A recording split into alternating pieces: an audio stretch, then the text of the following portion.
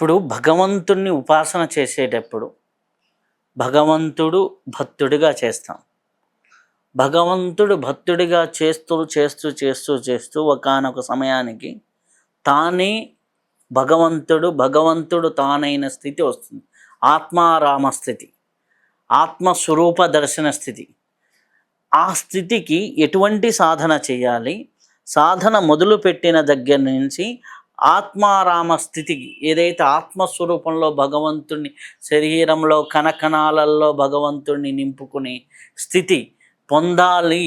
సాధన మొదలుపెట్టిన దగ్గర నుంచి ఈ స్టెప్పులన్నీ ఉంటాయి కదా, ఆ స్టెప్పుల ప్రాసెస్ ఎలా జరుగుతుంది?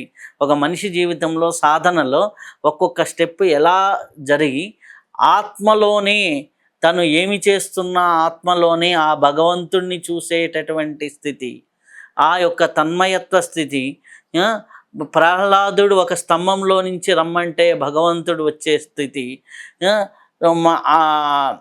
ఈ సృష్టిలో భగవంతుడు వేరు, నేను వేరు. భగవంతుడు గుడికో పూజ గదికో నుంచి సర్వం కలివిధం బ్రహ్మ అనే స్థితి ఎప్పుడు మనిషికి లభిస్తుంది? మంత్రంతో మొదలుపెట్టిన వాడు ఎప్పుడు లయకారకుడిగా భగవంతుల్లో కలిసిపోయేటట్టుగా వస్తాడు?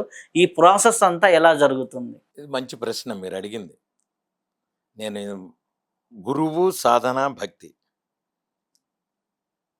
మీరు గనక భక్తి అనే ఒక నిప్పు ఉంటే, మీ దగ్గర భక్తి అనే నిప్పు ఒకటి ఉంటే చాలు. మీరు ఆ భక్తి మార్గంలో కనుక మీరు వెడుతూ వెడుతూ వెడుతూ వెడుతూ వెడుతూ ఉంటే గురువు దగ్గరికి వస్తాడు. మీరు ఆటోమేటిక్గా భక్తి మార్గంలో మీరు వెడుతూ ఉన్నప్పుడు గురువు మీ భక్తిని చూసి గురువు వస్తాడు. లేదంటే గురువు దగ్గరికే మీరు వెళ్తారు. వాటెవర్. ఒక గురువు ఒక మంత్రం ఇస్తాడు. గురువు ఇస్తాడా ఇవ్వడా అంటే గురువుని ఎప్పుడు మంత్రం మీరు అడగద్దు. నేను చాలా పెద్ద పూజలు చేసేస్తున్నాను, గురుగారు నాకు మంత్రం ఇచ్చేయండి. ఇక్కడేం బాక్సులోంచి తీసి ఇవ్వడానికి ఇదేమి ఆ స్వీట్ బాక్స్ కాదు, లేదంటే లడ్డూల బాక్స్ కాదు. ఇది గురువుగారు ఇచ్చేయండి మంత్రం. ఈ మధ్య కొంతమంది స్వామీజీలు ఏం చేస్తున్నారంటే ఫోన్లో మంత్రాలు ఇచ్చేస్తున్నారు, బీజాక్షరాలు ఇచ్చేస్తున్నారు. అది తప్పు, ఇవ్వకూడదు. వాడి పరిస్థితి ఏమిటి, వాడు దానికి యోగ్యుడా అయోగ్యుడా, వాడి సంసార పరిస్థితి ఏమిటి, వాడు ఉన్న ప్రదేశం ఏమిటి, ఇది చూసి గురువు ఇవ్వాలి. వాడు గనక మధ్యలో గనక ఆ మంత్రం గనక వదిలేస్తే అది దోషం గురువుకి వస్తుంది. కనుక గురువు ఇచ్చేటప్పుడు ఫోన్లో చూసి ఇచ్చేది ఎవరికైనా సరే, అది బీజాక్షరం ఇచ్చేటప్పుడు అసలు నేను ఇంకోటి మళ్ళా చెప్తున్నా, బీజాక్షరాన్ని పొరపాటును కూడా ఆడవాళ్ళు కానీ మగవాళ్ళు కానీ గురుముఖంగా తీసుకోకుండా చదవద్దు, చదవకూడదు. దాని మూలాన మీకు దోషాలు వస్తాయి. గురువు సాధనతో చేసినప్పుడు మీరు సామాన్యంగా మీరు అడిగిన ప్రశ్నకి సమాధానం, మీరు సామాన్యంగా చేసినప్పుడు ఏమవుతుందంటే ఇంట్లో 2 దీపాలు 3 దీపాలు, ఇంట్లో వీడు వ్యవహారం, ఒక పద్ధతి, ఒక మండపం, ఒక రసం, అది కొన్ని రోజులు నడుస్తుంది. మీకు సంసారపక్షంగా ఇంట్లో మీరు ఆఫీస్కి వెళ్ళడం, నేను జనరల్గా చెప్తాను, ఆఫీస్కి వెళ్ళడం, లేకపోతే ఆవిడ వంట పెడుతుంది, వంట చేసేస్తుంది, క్యారేజీ బాక్సు. ఏమండి వీళ్ళకి మంత్ర సాధన నడుస్తుందా? నేను ఒక్కటి చెప్తాను, అన్ని ఆశ్రమాల్లో కూడా గృహస్థాశ్రమం చాలా గొప్పది. దేనికైనా అర్హుడు గృహస్థే. బ్రహ్మచారికి కానీ సన్యాసికి కానీ వేరే వాటికి ఎప్పటికీ లేదు. ఒక్క గృహస్థికే అన్ని రకాల కార్యక్రమాలు చేయడానికి అవకాశం ఉన్నవాడు గృహస్థు. ఈ గృహస్థు ఏం చేస్తున్నాడు చెయ్యాలి అంటే, గురువు సాధన అంటే వీడికి గనక భక్తి ఉంటే నిదానంగా ఒక 40-45 ఏళ్ళు మీరు ఏదైతే చేస్తున్నారో ఈ కార్యక్రమాన్ని చేస్తూ చేస్తూ చేస్తూ చేస్తూ భక్తి మార్గంలో ఉండి సాధన చేస్తూ మంత్రబలంతో చేస్తూ ఉంటే, గురువు వచ్చి మీకు మంత్రం ఇచ్చాక అది ఏమవుతుందంటే, ఇందాక మీరు అడిగారు ఏమండి, ఆటోమేటిక్గా ఈ సాధన నుంచి లమిచ్చాది పూజకి వస్తాడు. లమిచ్చాది పూజకు వచ్చిన తర్వాత వాడు దీపారాధన చేశాడా, అగరత్తు వెలిగించాడా, నైవేద్యం పెట్టాడా ఉండదు. లం పృథితత్వాత్మనే అంటాడు వాడు. ధూపం దీపం నైవేద్యం అన్నీ అయిపోతాయి వాడికి ఇక్కడ. మూలమంత్రం, అందుకనే మళ్ళా చెప్తున్నా, మూలమంత్రం ఎప్పుడైనా ఏదైనా గురువు ఇచ్చేటప్పుడు బీజాక్షరం అంగన్యాసం కరన్యాసం లేకుండా ఇవ్వడానికి లేదు. నోటితో చెప్పి చేసుకో అంటే అది మహాపాపం. అసలు అంగన్యాసం కరన్యాసం చేసి దిగ్బంధనం చేసిన తర్వాత నువ్వు సాధన చెయ్యి. ఈ సాధన చేస్తున్నప్పుడు నువ్వు ఇంకా ఇంట్లో ఆవిడ దీపారాధన చేస్తుంది. ఇంట్లో ఆడవాళ్ళు వాళ్ళ వీలుని బట్టి వాళ్ళ టైంకి వాళ్ళ ఇంట్లో పిల్లల్ని పెట్టుకొని అది తప్పు లేదు, తప్పు కాదు. నేను గృహస్థాశ్రమంలో నడుస్తాయి ముందు వెనక ముందు. కానీ వీడు మాత్రం తెల్లారుజామున లేచి వీడి సాధన వీడు చేసుకుని వీడు ఆఫీస్కి వీడు వెళ్ళిపోతాడు. నీకు గాయత్రి అర్హత ఉంటే ఇంకోటి చెప్తున్నా, ఏ బీజాక్షరం చేసినా ముందు గాయత్రి చేసే బీజాక్షరం చెయ్యాలి, మూలమంత్రం చెయ్యాలి. నేనున్నాను. మూలమంత్రం చేసేదానికి ముందు ఖచ్చితంగా గాయత్రి చెయ్యాల్సిందే నేను. దాని తర్వాత గాయత్రి చేయాలి, దానికి ముందు గాయత్రి చేయాలి. గాయత్రి చేయకుండా ఈ వ్యవహారాలు నడవవు. మూలమంత్రం బీజాక్షరం చెయ్యాలంటే గాయత్రి చెయ్యాల్సిందే. ఈ మంత్రం చేసిన తర్వాత లమిచ్చాది చేసిన తర్వాత ఏమవుతుందంటే, మీరు ఫ్లైట్లో కూర్చోండి, ట్రైన్లో కూర్చోండి, ఎక్కడ కూర్చోండి, కళ్ళు కాళ్ళు చేతులు కడుక్కొని లమిచ్చాది చేశాడంటే వాడి జీవితం మూలమంత్రంలో. అది ఎప్పుడు అక్షర లక్షలు చేసిన తర్వాత.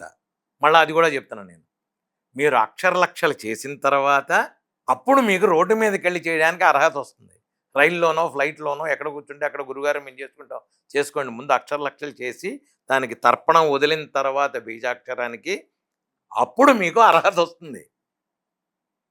లమిచ్చాది చేసి చేసి చేసి చేసి తర్వాత ఏమవుతుందంటే, ఉదాహరణకి మీకు నమశివాయ అనుకోండి, నమశివాయ నమశివాయ నమశివాయ నమశివాయ నమశివాయ పంచాక్షరి అనుకోండి, నమశివాయ చేసి చేసి చేసి చేసిన తర్వాత ఏమవుతుంది, ఇందాక మీరు అడిగారు చూడండి, కొన్ని రోజులకి ఏమవుతుందంటే ఇది బయట నుంచి లోపల నుంచి బయటకు వస్తుంది. మీ మంత్రంలో ఉన్న స్వరూపం బయటకు వస్తుంది. ఇది ఎక్కడికి వస్తుందంటే ఒక దశలోకి వెళ్ళిన తర్వాతే వస్తుంది. ఇది వచ్చిన తర్వాత మళ్ళా మీరు లోపలికి అంటారు దాన్ని. అది అర్థమైన వాళ్ళకి అర్థమవుతుంది. దీని గురించి ఇప్పుడు నేను ఇంతగా గుహ్యం కంటే చెప్పకూడదు, నేను ఇది గుహ్యం, ఇది లోపలికి అంటారు. ఈ లోపలికి వెళ్ళన్నప్పుడు మనిషి భక్తి ఆత్మ పరమాత్మ లోపలికి వస్తుంది, అది ఒకటవుతుంది. అప్పుడు జీవుడు మోక్షం పొందుతాడు.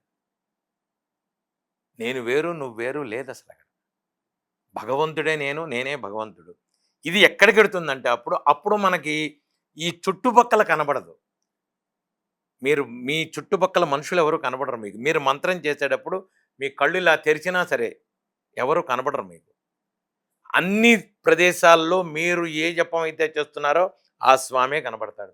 యోగులు తపస్సులు ఋషులు చేసేవాళ్ళు వాళ్ళు ఏమంటారంటే, హిమాలయాల్లోకి పోయి కళ్ళు మూసి కూర్చుంటే వాళ్ళు చేసేది అది. మీరు అక్కడ తత్వానికి వెళ్ళిన తర్వాత అదే ప్రదేశం ఉంటుంది.